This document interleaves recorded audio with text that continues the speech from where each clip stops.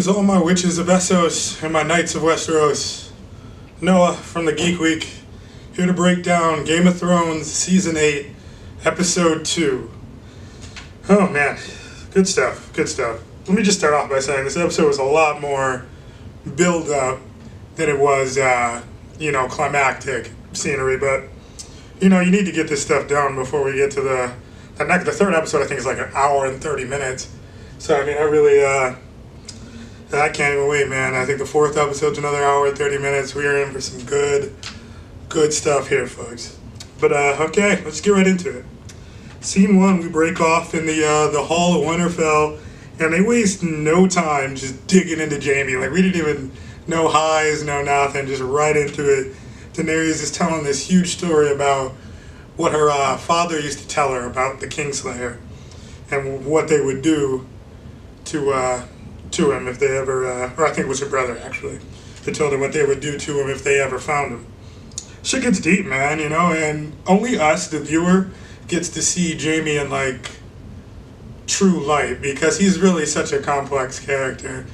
And it's you can't blame anybody for hating him because he is not perfect. Everybody in the show is faulted, but come on, give Jaime a break.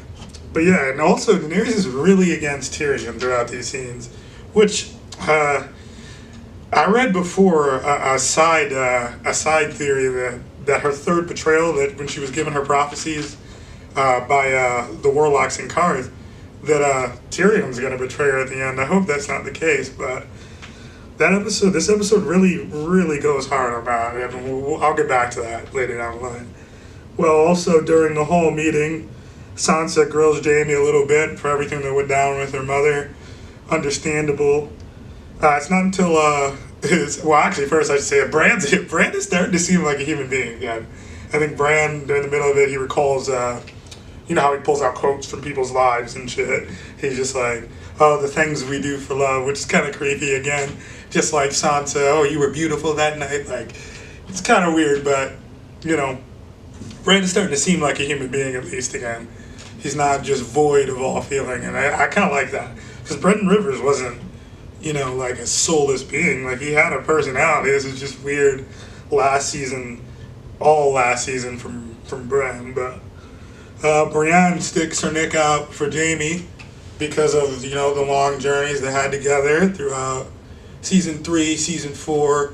That's really, as a viewer, when you got to know so much more about Jaime Lannister as a character. And he starts to build, because he's really such an in-depth character. And like I said, I'm going to get to that later, because there's more things in this episode that point that out, especially when he comes back and contact with his brother Tyrion. But it's a pretty powerful scene. From there, we move on to just Dany talking about to Tyrion about what I was saying. She's very suspicious of him, and so am I, to be honest, because Tyrion, of all people, to trust his sister Cersei to meet them down there with an army is suspicious, to say the least. Like, that's not Tyrion at all. He's not stupid. I don't know. I almost go back to what I said before. That theory, keep your eye on Tyrion. I don't know. He might end up doing some sneaky shit. Because Season 7 ended with him looking extra creepy. Well, not in Daenerys. We're doing the thing. I don't know what Tyrion's up to, but he might be up to something. I think it's worth, it's definitely worth looking into. But from there, we see a little bit of Gendry and Arya flirting. It's something about, I know a lot of people might say the whole Gendry Arya thing is corny. I don't know. For me, it kind of feels like their on-screen relationship is genuine. I don't know. I mean, obviously it intensifies later on in the episode, but I don't know. It doesn't bother me like I think it would. Like, Jon and Daenerys bothers me, their on-screen relationship, mostly just because there's only so much time in the show, and I don't feel like it was developed enough, even though it's perceived that so much time passes between each episode. But I don't feel like we had enough building up to their relationship. Arya throwing the dragon glass at that board, though. She's talking to Gendry about how she knows death, and he's trying to convince her that she's now ready for this shit. But that shit is badass. Like, Arya is a completely different character completely badass, and yeah, I can't wait to see more. From there, we move on to Bran and Jamie. You know, two boys just talking it out. They're all best of buds now. And I kind of perceived, I think I said this in one of our earlier videos, that we shouldn't anticipate Bran meeting out with anybody that much because of Bran being so void of personality. Once he meets these people, I mean, like, well, you think he's going to be mad at them? Like, he's not even a person. Like, according to him, he was a man or almost a man or whatever. But yeah, Jamie's pretty shocked that Bran doesn't bear a grudge against him, and Bran's pretty much explaining what I'm explaining, that he's not Bran, and that those things are petty, which I do agree with, because there's a huge war of dead men coming to kill everybody, so, you know, I wouldn't really pay too much attention to the little things during this war. But yeah, I can't harp on that enough. From last season to this season, Bran feels a lot more real. It's only been 2 episodes. Like, this man is moving on that wheelchair, getting around, cracking jokes. Like, I don't know. I'm liking what I'm seeing from Bran thus far. From there, we move on to Jaime and Tyrion. And they meet, and Tyrion is pleading his case for Daenerys being worth it in the end for her to sit on the throne. And Jaime and him have a back and forth about Cersei, and Jaime for once actually seems like he's done.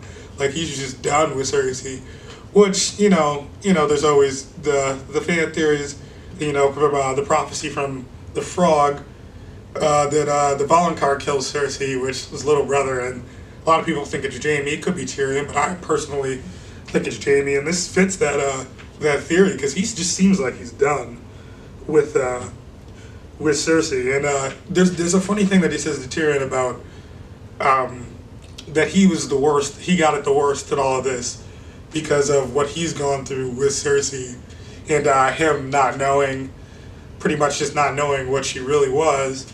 And Tyrion points out to him that he always knew what she really was. He just loved her anyway. And that's so true. I mean, he's such a conflicted character. Like, he was never truly evil, I don't think. I mean, never. I think he was in love with someone who was, and it was, you know, it made him the person that he is. But yeah, there was also a great callback in that conversation to Tyrion talking about how he thought he was going to die. He's like 80 years old with a belly full of wine and a girl's mouth around. My God, great callback to, I think, the second season when he's at the Night's Watch, and I think he's talking to Benjen during that, and that was yeah, I don't know, that's something else a lot of people might call corny. I don't care, man. I love the callbacks, especially in these early episodes. Get them out the way, all these touchy feelings, because you know these people are dying. Like, nobody's surviving. Let's just enjoy these good moments while we can. Jaime and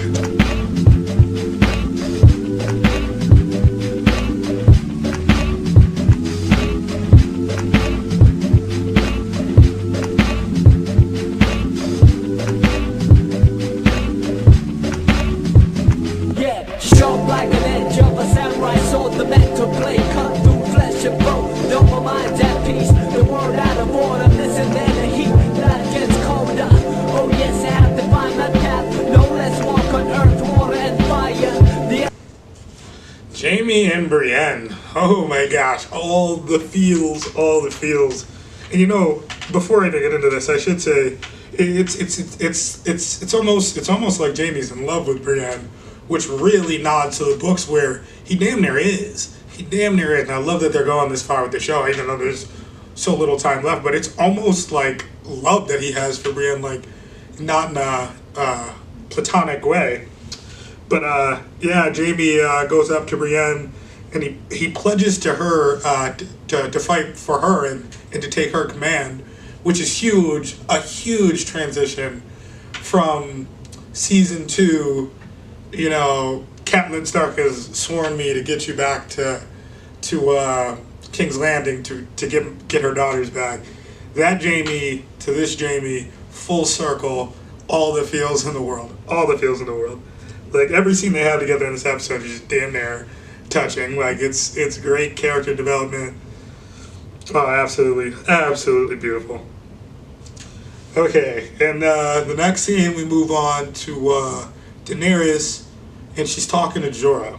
And Jorah is kind of pledging for Tyrion and saying that he's trustworthy and speaking of all the advantages to having him on her side, but that's not all. He also tells her to make good with Sansa, because if you remember from episode 1, Winterfell, oh good lord, here we go again. Another melodramatic inter-squad beef during this huge war that nobody really cares about. So I'm glad they squashed beef. But did they? Yeah, well, this is the thing. This is the problem. Okay, this is the problem when it comes to Daenerys. A lot of people don't agree with the Mad Queen theory, but I mean, it's kind of there. Like, the writing's all there. Like, she's out of her mind. Like, she feels the need to assert her dominance on people for no reason whatsoever. Like, there's no reason she can't just lie. After their conversation, Sansa asked, I believe, like, oh, so what happens to the North after all of this? And she's like, I take the throne. Relax, you could have just been like, oh, well, who knows? We'll figure it out. We'll see what happens. And no, she goes all out annihilation dictatorship, just freaks Sansa out, makes her not trust her more. I don't understand what's wrong with this woman. She must truly be mad. There's just no need for that. But also, Sansa did back up Tyrion in that conversation. Everybody seems to be... This is why I say watch out for Tyrion. This whole episode, everybody... They've been laying it on super thick with how worthy and how good Tyrion is. Almost to assure the viewer that Tyrion is... Yeah, I think he is the third betrayal. Mark my words, if I end up getting this right in this prediction for this video, I am truly the GOAT. Shout out Geek Week every week. But yeah, I think something they're laying it on really thick with Tyrion in a short period of time. But in this conversation, Sansa had back Tyrion, said he was the nicest man to her on King's Landing, and that he is worth trusting. After that, we see the return of Theon. He comes back to fight for the side of the living, and you know what? This is another character arc, full circle. And you know, as annoying as Theon was season 1, you really get over it when you see how bad that man gets it in seasons 2, 3, 4, 5. But what I will say is it was better than the books. It's much worse than the books, much worse. But yeah, full circle with Theon. You can root for him again as a character. You almost get behind him. And I thought that was great, coming from where he came from. Absolutely great. From there, we have an interesting scene, not really the most important scene, but I think it stood out to me because Davos is an interesting character throughout the realm. Davos is one character who is truly good. Like, everybody's got faults. Like, he's a smuggler. Everybody's got their faults, but he's truly... a good person, and there's just not very many truly good people. Like, there's not many ulterior motives when it comes to Davos. He actually means what he said. John might be another one you could throw there. Very few, just mean what they say in this world, but Davos is one of them. And he's talking to frightened people that are asking for food because he's just serving the food, and they're one of the men said, "I'm not a soldier." And he explains neither is he, and he also goes into depth about all the things that he had survived not being a soldier. And it really goes to show the situation that they're in. Like, Davos is not a beefer whatsoever. Like, and that man is telling you, like, bro, nut up. Like, we gotta get after it. Like, they're in dire straits through the war of the living versus the dead, and it shows. And soon after that conversation with that man, this creepy looking little girl. I almost thought she was gonna pull an Umber and just just freak out on you. But no, she was just, they just wanted to show how serious the situation was. She's talking about how she wants to fight. She's real small. She wants to fight and defend Winterfell, and Gilly and Davos convince her to go on the crypt, and that she'd be better off there. And maybe so, but maybe she's an evil person of the dead. I don't know. She just looked creepy. Something about her just looked weird. She might jump on somebody in the crypt. I'm not entirely sure. Okay, so the boys of the Last Hearth return, like Tormund, Giantsbane, and Ed. They all come back from Last Hearth. They tell John what they saw. We know what they saw from the last episode. Little boy Upper splattered on the wall. Good lord.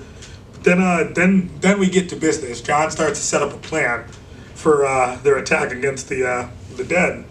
And their only plan really is to attack, because John knows for a fact that if he can take out a Night King, that maybe, or a White Walker, that maybe the dead will fall, or the Night King particularly, and maybe the dead will fall because of it.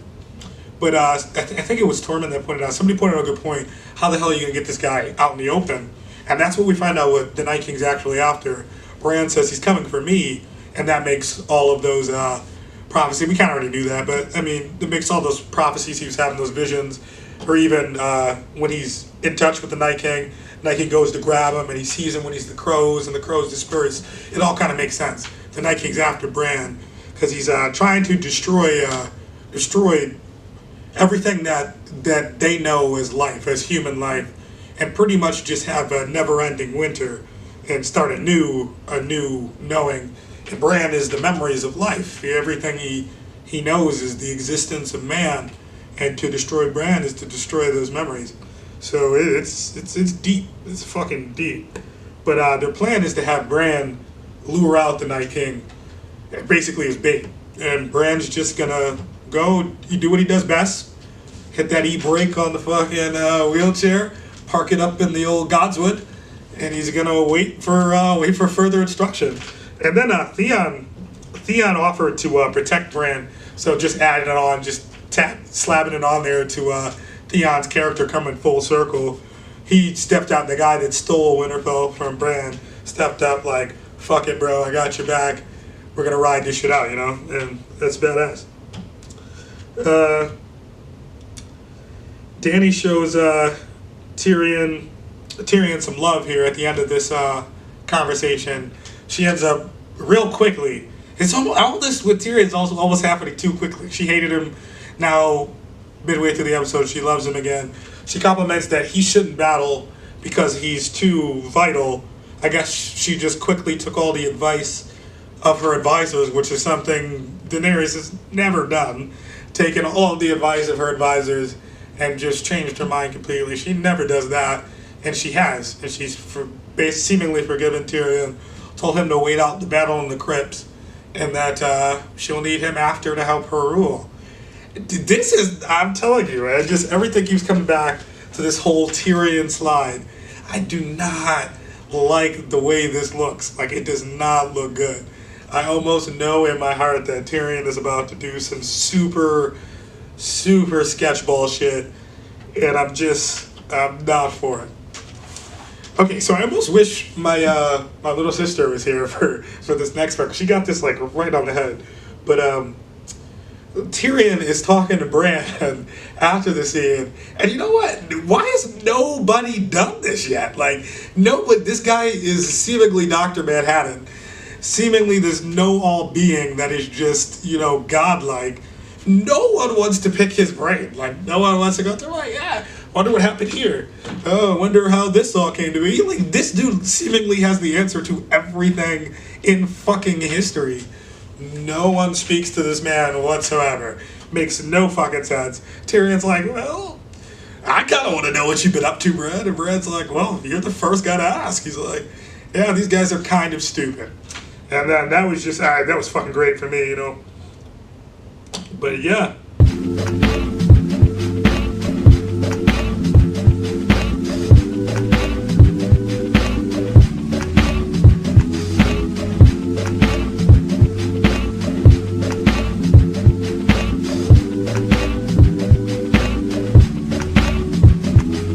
Sharp like an edge of a samurai sword, the mental blade cut through flesh and bone. Though my mind's at peace, the world out of order, listen there, the heat, not against colder.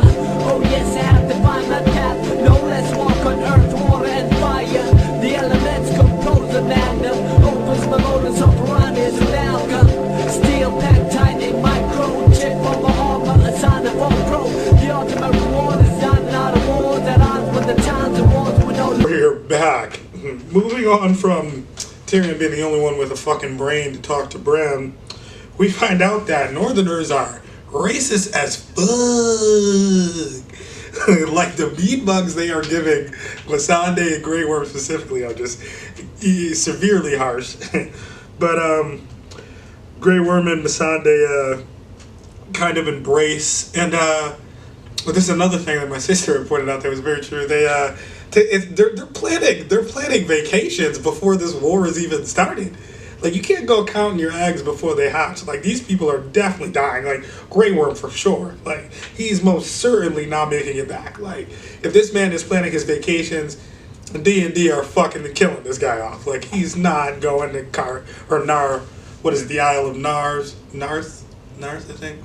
He's not going. Yeah, either way, he's not making it. Bahamas, Florida, none of that shit. He's not making it. From there, this is a funny scene where Sam is kind of like, so did you tell your aunt that you're fucking her yet? Or are you just waiting for the right time to do that?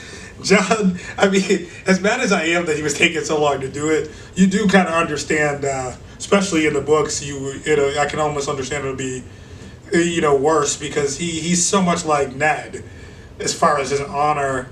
He was, it's almost like admitting that he's not honorable to tell the truth about what he did. It is what it is, bro. He was banging your aunt. You gonna have to set this right, John. You gonna have to set this right, and he does. He does. From there, it was great to see all three of those brothers, the survivors at least, Samwell, Tarly, John, and Ed. Because it's just, you get very few moments like that where everybody's, nobody's dying. We're at peace. It's a rare scene in the show. And it's nice to see them all back together again. And Sam's got jokes now. Sam's out here roasting niggas now. Calls out Ed for not getting no pussy. It's good stuff. That's good stuff. I mean, like, I don't know, like I said before earlier, people don't like the happy-go-lucky moments in this episode. And I was kind of skeptical of them first myself. But once you take it for what it is, dude, there's only 4 episodes left. And these next 4 episodes are going to be nothing but death. Nothing but death. So get these laughs in where you can. Good for you, Sam. Out here slapping wildling cheeks and roasting niggas for not getting no buns. From there, we go to everybody gathered by the fire. I think it's Podrick, Brienne, Tormund, Tyrion, and Jaime. It's really here just like a moment of realization that they're all probably going to die. I mean, damn near everybody in that room is dying the next day. So, it's like just realizing what's at stake. And this is that last moment of peace. Tyrion kind of is like the bridge to like remembering all the good times before everybody dies, essentially, because he's like, we've all been through worse things, which is not true, but good. Somebody needs to keep the morale up, right? I guess. The Brienne and Tormund connection continues. I don't know how I feel about that one. I guess that one, of all the laughs and kicks that they throw at you. But I guess they put time in that. Wasn't introduced last season, but I don't know. It's that one I don't really feel, I guess, as much. That one's kind of a little too laughy, goofy for Game of Thrones for me. But I do love Tormund still. Still love the character that Tormund is. I just don't love really that whole Brienne connection. But Tormund tells his origin story of why he's called Giant's Bane and how he killed a giant when he was 10. And then the giant found him sleeping with his wife, sucking at the teat or whatever. Tormund is just a great character, man. He's a great character. I fucking love Tormund. Yeah. But just good stuff. Then there's more after that. We're out on what looks like the outer wall of Winterfell, and Arya. We get some more Arya and the Hound, and you really can't get enough Arya and the Hound because they're truly just like the best of friends, really, after the things they have been through together, and they started off hating each other, but they came to respect one another. And every time you get to see them together, it's just great. I just love both of those actors together. Beric jumps in, Then Arya excuses herself for the moment we've all been waiting for, and that is that Arya Gendry loving. Yeah, that's that crazy shit, man. This is did not actually think they'd go through with it. Like, I know in the first episode they teased it hard. It was like, oh shit, are they actually like flirting for real, for real? Craziness, and then boom, just like fuck it, we're in there, man. And like I said, out of all the relationships, this one it doesn't bother me. It really doesn't.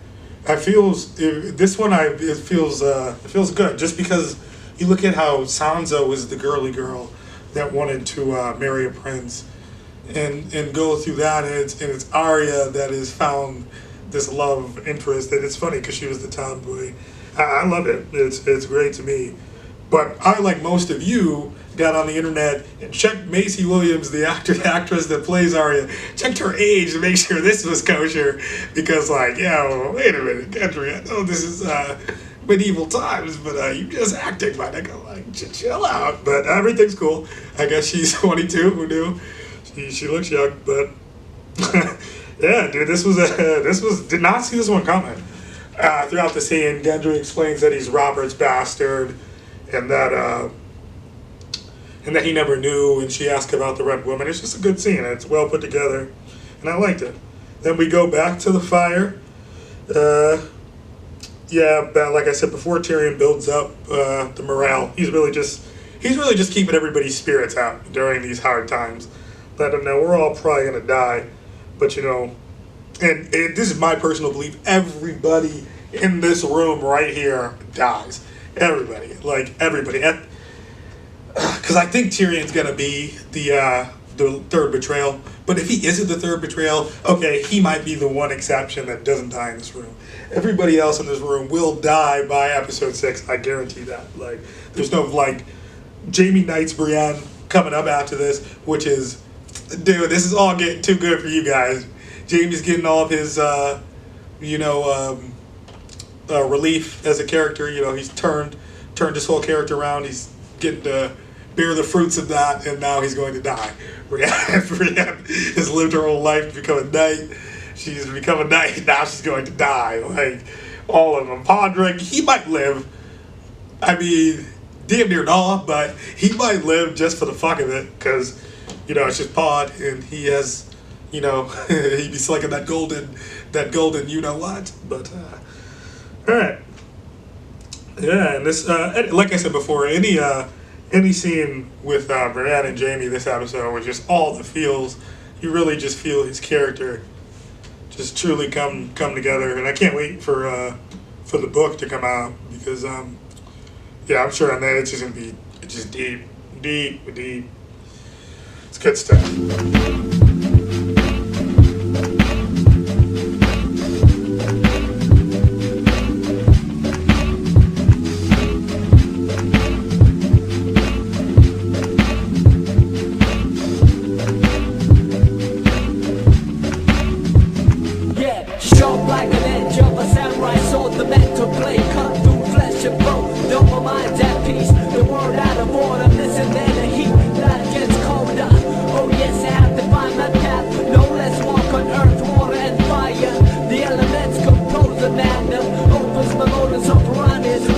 Alright, and moving on from here, we get Lyanna Mormont doing Lyanna Mormont things. Straight out telling Jorah to calm his bitch ass down, and that she knows what the fuck she's doing. Dude, I love her character. That's really one thing I wish in the show that gets changed in the books, because like she's just a total badass in the show.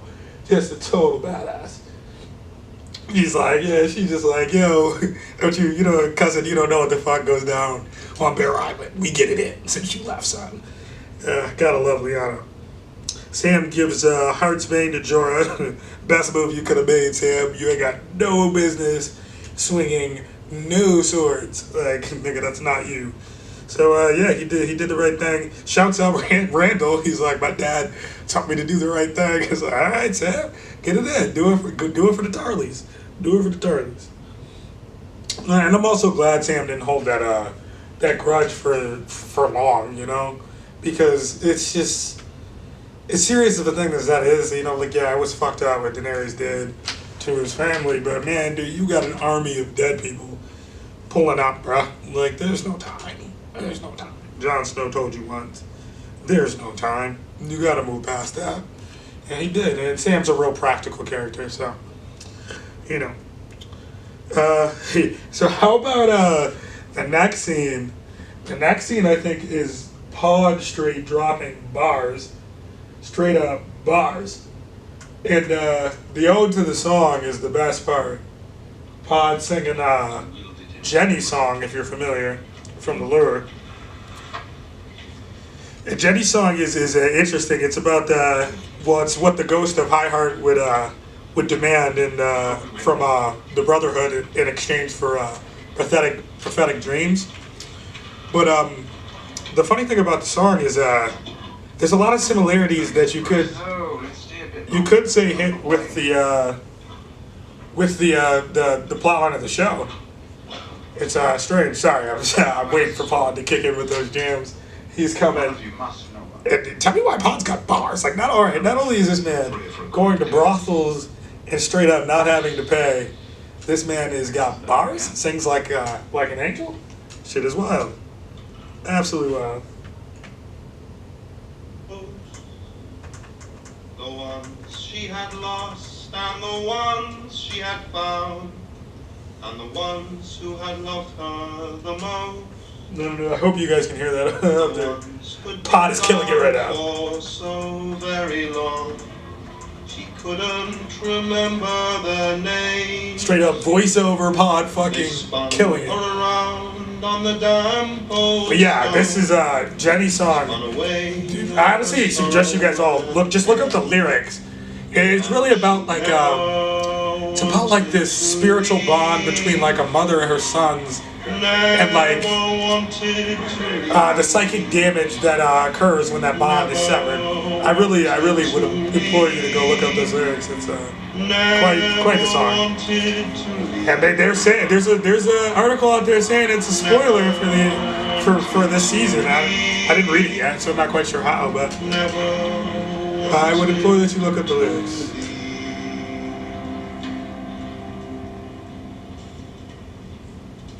Fucking Pod, man, killing it, my guy. But then we jump to Jon finally telling Daenerys, yo, what's good, you know what I'm saying, like, you my auntie, I'm your nephew, and I'm smacking them cheeks.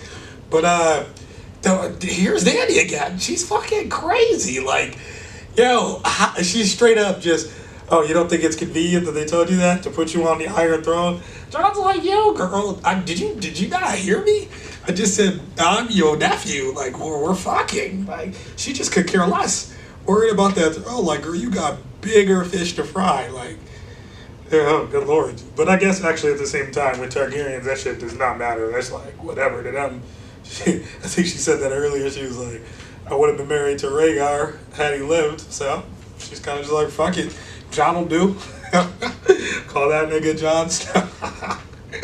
But yeah, she could care less that she's fucking her nephew. So I guess we should care less that she's fucking her. I wonder. I almost wish the bells didn't alarm after this conversation, cause like you gotta hash that one out. There's like, nah, we're gonna let this one ride till after the beef. None of them are gonna survive the beef. So, or one of them isn't at least. So that's never getting resolved. Fuck, man. Like, at least let them have one awkward apology or something, bro. Somebody gotta own up to this incest. Shit is crazy. But yeah, right when they were talking about it, right when they're getting ready to hash it out, the bell sounds, and the dead are there. The dead are there. We get a shot of the Night King doing Night King shit. He's damn near ready to fuck people up. I'm ready to watch him fuck people up. Only thing I'm not ready for is I just don't think I'm ready for how many deaths are set to occur in this final episode. I don't think that shit has struck me yet. I just don't think I've personally just digested, like, everybody's finna die. Like, the attachments that I have very few. I'm not even going to talk about like my favorite. I'll do another video for like my personal favorite characters. You might not agree, trust me, but yeah, the dead show up, man. It's go time, man. Episode 3 is an hour 30 minutes. Episode 4 is an hour 30 minutes, dude. They pulled up fucking White Walkered out, fucking damn near 12 deep. Well, maybe 11 deep because I think the one got marked, but they're deep as fuck, man. You know they're athletic as shit. They got fucking arm strength out the ass. Yo, this shit's about to be real. I hope one of them, because you see they got the fucking ice spears with them again. Like, I hope one of them just like, yo, stop. Takes out another dragon. Badass, yo. Badass. Oh, and outro, another nod to Jenny's song. I forgot about it, actually. Got that written in my notes. Glad that reminded me. But yeah, thank you for watching. And if you guys like these videos, I'll keep doing them. I'll put up one for every episode of the season. And if you like them a lot, I'll do side videos like lore, like we just talk about theories. Fuck it, I got all the time in the world. Signing out, I'm Noah from Geek Squad. Thanks for watching.